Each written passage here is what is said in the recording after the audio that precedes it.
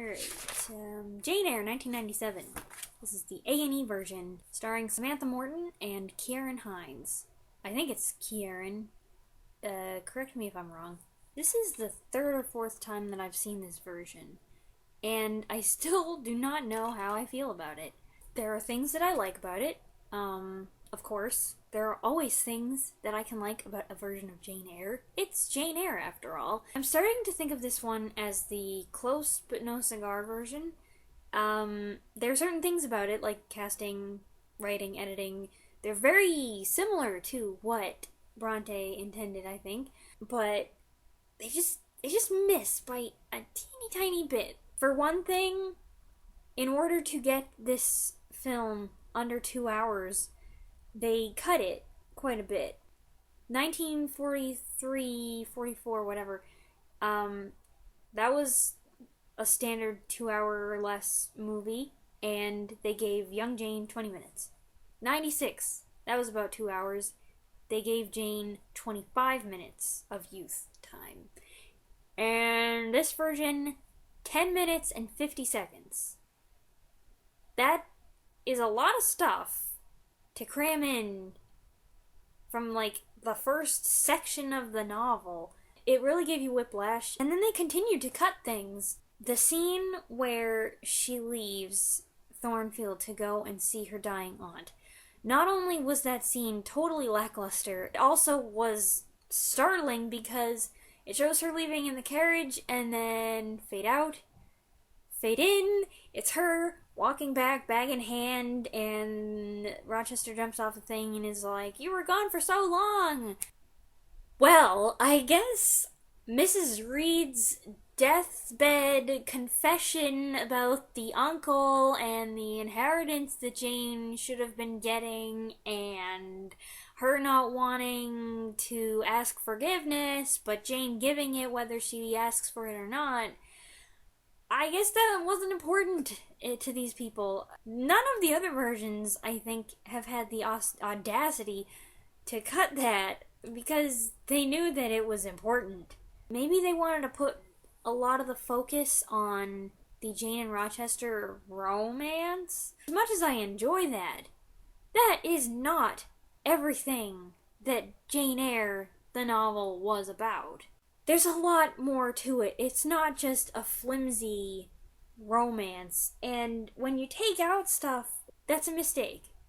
I think that you're really, I don't know if it's undermining your story or undervaluing the intelligence of your audience. But I think it's a bad idea. And the other thing that I struggle with this version is there are awkward things about it.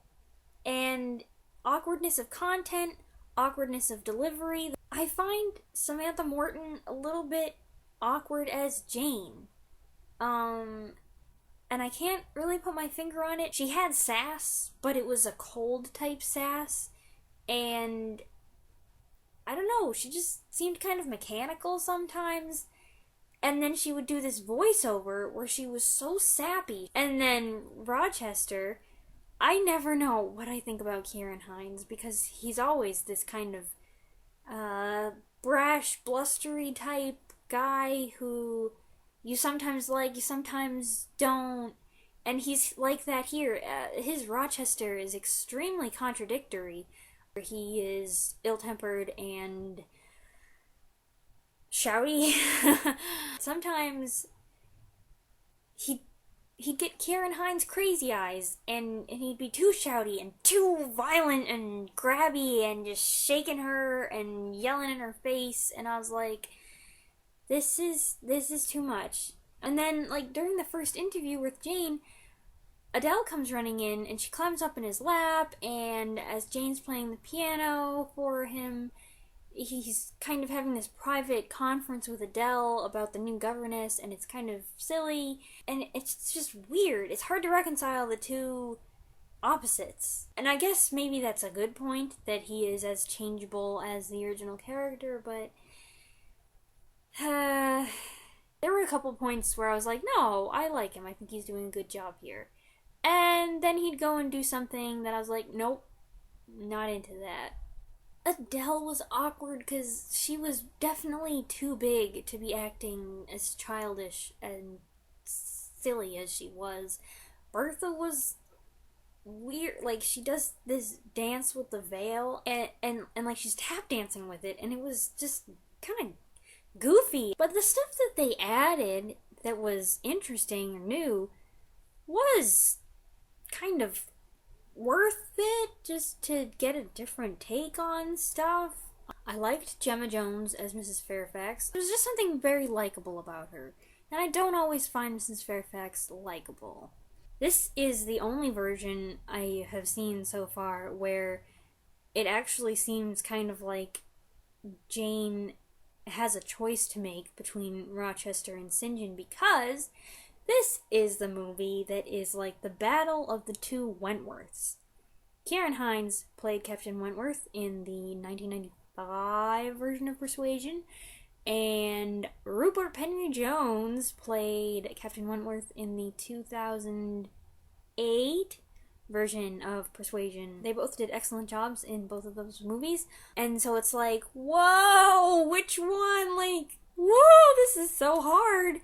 Except for Jane, it's like no issue at all because she's just really focused. One thing that was really weird, one of the things that Rochester always says about Bertha is that he found that she was unchaste. When they go up to see Bertha, she turns to him and, like, she's a big girl, and she kind of, like, presents herself, and he's like, no, I'm not here for that. And she gets mad, and that's when she freaks out. And I was like, wow, that's like the first time that they've actually shown her in the light that he portrays her to Jane afterward. Of course, they didn't have that dialogue in this movie, did they? So you wouldn't really get that sense of clarification here, but, oh well. You know what, though? The more I look at my notes, it seems like there are more and more things that bothered me about this version, and I just... lines that I think they added that kind of made her seem a little more modern, a little too modern for my tastes, and she was kind of pushy with her opinions, and she really spoke out of turn about things, and, it just leaves me in this weird pickle where I'm like, I liked some of the things you added, and I absolutely hate some of the other things that you added, and I wish that you had never done it because it just really ruins the moment for me. Anyway, looking forward to watching 2006 next. Bye!